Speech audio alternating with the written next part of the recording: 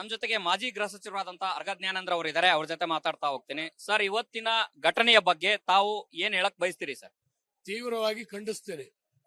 ಒಬ್ಬ ಶಾಸಕನಾಗಿ, ಪ್ರಜಾಪ್ರಭುತ್ವದಲ್ಲಿ ನಂಬಿಕೆ ಇರುವವನಾಗಿ, ವಿಶ್ವಾಸ ಇರುವವನಾಗಿ ಇವತ್ತಿನ ಕಾಂಗ್ರೆಸ್ಸಿನ ಕೃತ್ಯ ರಾಜ್ಯಪಾಲರ ಮೇಲೆ ಅಟ್ಯಾಕ್ ಮಾಡಲಿಕ್ಕೆ ಹೋಗಿರ್ತಕ್ಕಂಥದ್ದು, ಅವ್ರನ್ನ ಗೆರವು ಮಾಡಕ್ಕೆ ಹೋಗಿರ್ತಕ್ಕಂಥದ್ದು ಖಂಡಿತವಾಗೂ ನಾನು ಖಂಡಿಸ್ತೇನೆ. ಕಾಂಗ್ರೆಸ್ ಪಕ್ಷ ಪ್ರಜಾಪ್ರಭುತ್ವಕ್ಕೆ ಮಾಡಿರ್ತಕ್ಕಂಥ ಅಪಮಾನ, ಗವರ್ನರ್ ಸ್ಥಾನಕ್ಕೆ ಮಾಡಿರ್ತಕ್ಕಂಥ ಅಪಮಾನ. ಗವರ್ನರ್ ಏನ್ ತಪ್ಪು ಮಾಡಿದ್ದಾರೆ? ಬಂದಿದ್ದಾರೆ, ಭಾಷಣವನ್ನ 2 ಲೈನ್ ಓದಿದ್ದಾರೆ, ಕೊನೆ 2 ಲೈನ್ ಓದಿದ್ದಾರೆ, ಭಾಷಣವನ್ನು ಮಂಡನೆ ಮಾಡಿ ಹೋಗಿದ್ದಾರೆ. ಹಿಂದೆ 5 ಸಾರಿ ಈ ರೀತಿ ಆಗಿತ್ತು. ಖುರ್ಷಿದ್ ಆಲಂ ಖಾನ್ ಮತ್ತು ಇತರೆಯವರು ಇದ್ದಾಗ, ಯಡಿಯೂರಪ್ಪನವ್ರ ಸರ್ಕಾರ ಇದ್ದಾಗ ಹಾಗೆ ಮಾಡಿದ್ದಾರೆ. ಇವತ್ತು ಅದನ್ನೇ ಮಾಡಿದ್ದಾರೆ. ಹಿಂದೆ ಏನು ನಾವು ಗಲಾಟೆ ಮಾಡಿರಲಿಲ್ಲ ಆಡಳಿತ ಪಕ್ಷವಾಗಿ. ಇವತ್ತು ಆಡಳಿತ ಪಕ್ಷದವರು ಈ ರೀತಿ ಅವಮಾನ ಮಾಡುವಂತ ಕೆಲಸವನ್ನು ಮಾಡಿದ್ದಾರೆ. ಪ್ರಜಾತಂತ್ರ ವಿರೋಧಿಯಾಗಿರ್ತಕ್ಕಂಥ ಕೆಲಸ. ಮತ್ತು ಕಾಂಗ್ರೆಸ್ ತನ್ನ ವೈಫಲ್ಯತೆಯನ್ನ ಮುಚ್ಚಿಕೊಳ್ಳಲಿಕ್ಕೋಸ್ಕರ ಕೇಂದ್ರ ಸರ್ಕಾರದ ವಿರುದ್ಧ ದ್ವೇಷ ಭಾಷಣವನ್ನ ರಾಜ್ಯಪಾಲರ ಬಾಯಿಂದ ಮಾಡಿಸುವಂತಹ ಒಂದು ಕುತಂತ್ರವನ್ನ, ರಾಜಕೀಯ ಕುತಂತ್ರವನ್ನ ಏನ್ ಮಾಡ್ತಾ ಇದೆ, ಇದಕ್ಕೆ ರಾಜ್ಯಪಾಲರು ಅನುವು ಮಾಡಿಕೊಡದೇನೆ ಇವತ್ತು ಮಂಡನೆ ಮಾಡಿ ಹೊರಟೋಗಿದೆ. ಈಗ ನೀವು ರಾಜಕೀಯ ಕುತಂತ್ರ ಅಂತ ಇದ್ದೀರಿ, ಆದ್ರೆ ಸರ್ಕಾರದ ವಾದ ಏನಂತಂದ ಹೇಳಿದ್ರೆ ಸಂವಿಧಾನದ 176ರ ವಿಧಿಯ ಪ್ರಕಾರ ರಾಜ್ಯಪಾಲರು ಕ್ಯಾಬಿನೆಟ್ ಸಿದ್ಧಪಡಿಸಿದಂತ ಭಾಷಣವನ್ನ ಓದಲೇಬೇಕು, ಇದು ಅವರ ಕರ್ತವ್ಯ, ಇಲ್ಲ ಅಂದ್ರೆ ಸಂವಿಧಾನಕ್ಕೆ ಮಾಡುವಂತ ಅಪಪ್ರಚಾರ ಅನ್ನುವಂತ ವಾದವನ್ನು ಇಡ್ತಾ ಇದ್ದಾರೆ. ನೋಡಿ, ರಾಜ್ಯಪಾಲರು ಭಾಷಣಕ್ಕೆ ಬರದೇ ಇದ್ರೆ ತಪ್ಪಾಗ್ತದೆ. ನಿನ್ನೆಯಿಂದ ಚರ್ಚೆ ಆಗ್ತಾ ಇತ್ತು, ಇವತ್ತು ಬಂದಿದ್ದಾರೆ. ಹಿಂದೆಲ್ಲವೂ ಕೂಡ ಮೊದಲನೇ 2 ಲೈನು, ಕೊನೆ 2 ಲೈನ್ ಓದಿ ಮಂಡನೆ ಮಾಡಿ ಹೋಗ್ತಾರೆ.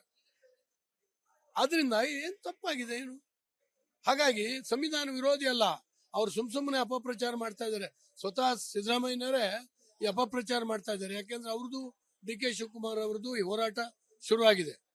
ಅದರಲ್ಲಿ ಅದನ್ನ ರಕ್ಷಣೆ ಪಡಿಬೇಕು ಅನ್ನುವಂತ ಕಾರಣಕ್ಕಾಗಿ, ಜನರ ಮನಸ್ಸನ್ನ ಬದಲಾಯಿಸಬೇಕು ಅನ್ನೋ ಕಾರಣಕ್ಕಾಗಿ ಈ ರೀತಿ ಅಪಪ್ರಚಾರವನ್ನ ಮಾಡ್ತಾ ಇದ್ದಾರೆ.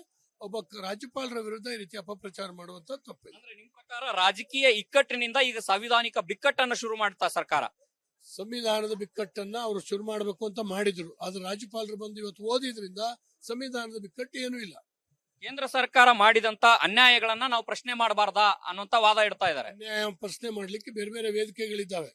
ಇವರು ನೀತಿ ಆಯೋಗಕ್ಕೆ ಸ್ವತಃ ಮುಖ್ಯಮಂತ್ರಿ ಹೋಗ್ತಾ ಇಲ್ಲ, GST ಕೌನ್ಸಿಲ್ಗೆ ಮುಖ್ಯಮಂತ್ರಿ ಹೋಗ್ತಾ ಇಲ್ಲ.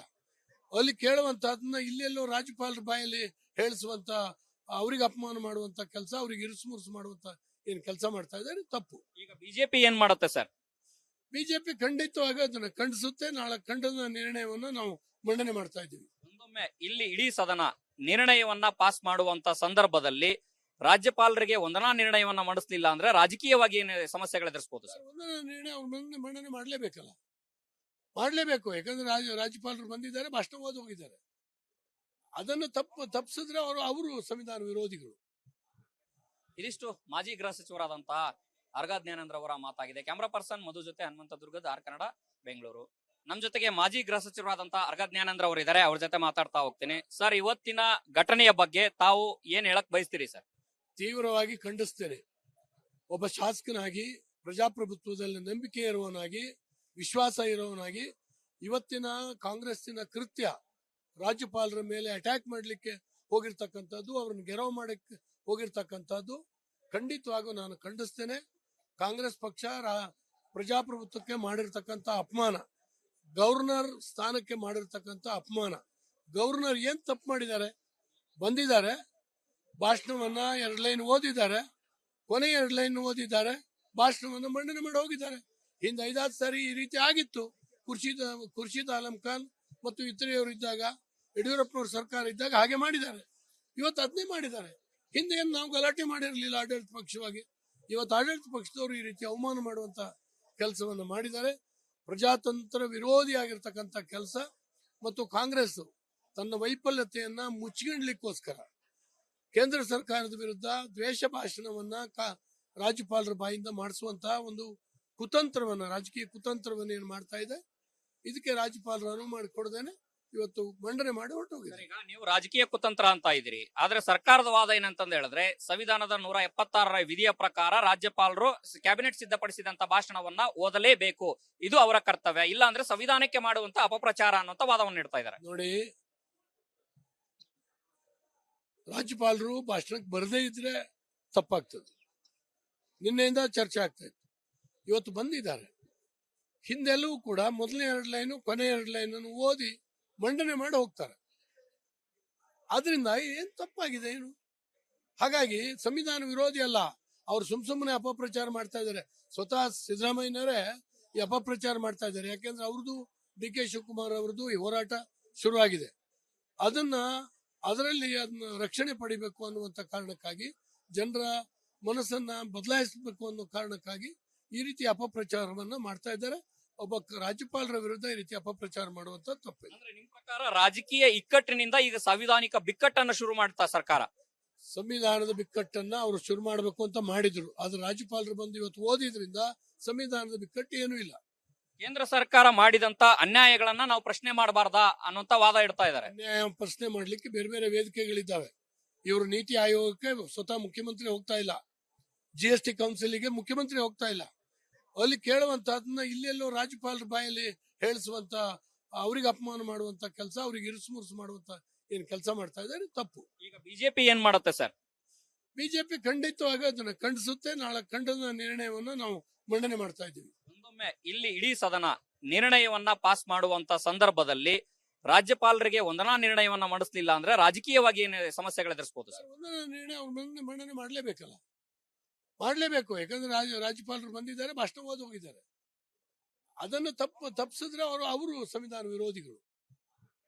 ಇದಿಷ್ಟು ಮಾಜಿ ಗೃಹ ಸಚಿವರಾದಂತಹ ಅರ್ಗ ಜ್ಞಾನೇಂದ್ರ ಅವರ ಮಾತಾಗಿದೆ. ಕ್ಯಾಮರಾ ಪರ್ಸನ್ ಮಧು ಜೊತೆ ಹನುಮಂತ ದುರ್ಗದ ಆರ್ ಕನ್ನಡ, ಬೆಂಗಳೂರು.